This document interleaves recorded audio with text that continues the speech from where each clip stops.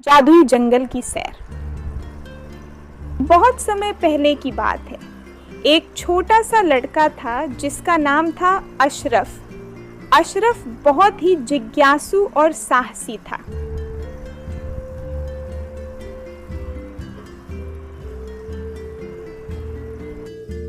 एक रात जब वह सोने जा रहा था, उसने अपनी खिड़की के बाहर एक चमकती हुई रोशनी देखी।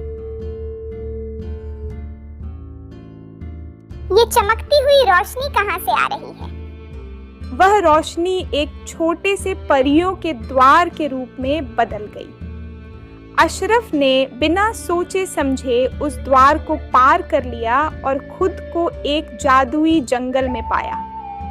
इस जंगल में हर चीज चमक रही थी, पेड़, फूल और यहाँ तक कि पशु भी। अशरफ ने जंगल में चलना शुरू किया और जल्द ही उसकी मुलाकात एक बोलते हुए खरगोश से हुई जिसका नाम था चुन्नू।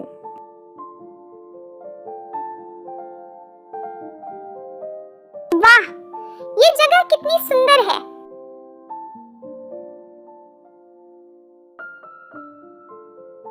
चुन्नू ने अशरफ को बताया कि वह उसे जादुई झील तक ले जाएगा जहां परियों का निवास था। नमस्ते, मैं चुन्नू हूँ। मैं तुम्हें जादुई झील तक ले जाऊंगा। अशरफ और चुन्नू झील की ओर बढ़ते गए। नमस्ते चुन्नू, चलो चलते हैं।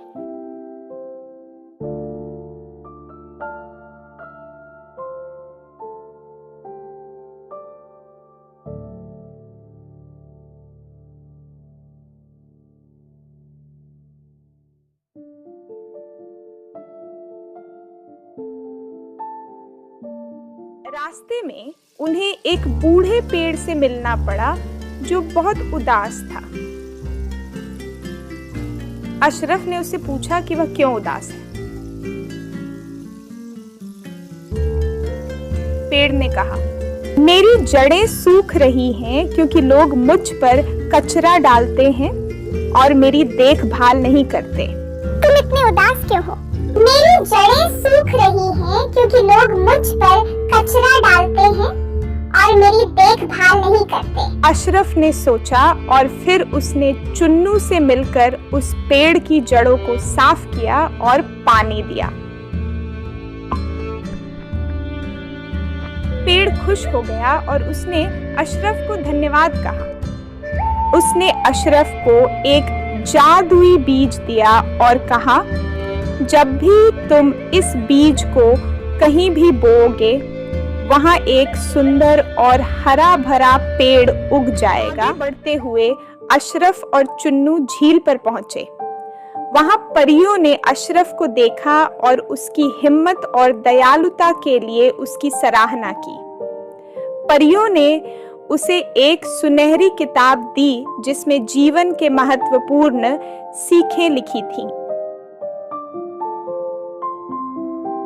तुम्हारी हिम्मत और दयालुता के लिए धन्यवाद अशरफ। ये सुनहरी किताब तुम्हारे लिए है।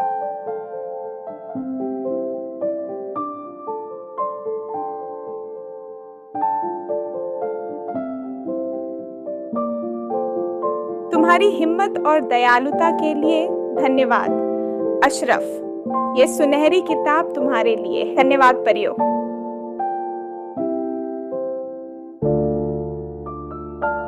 सुबह उसने वह जादुई बीज अपने घर के बगीचे में बो दिया और कुछ ही दिनों में वहां एक सुंदर पेड़ उग आया।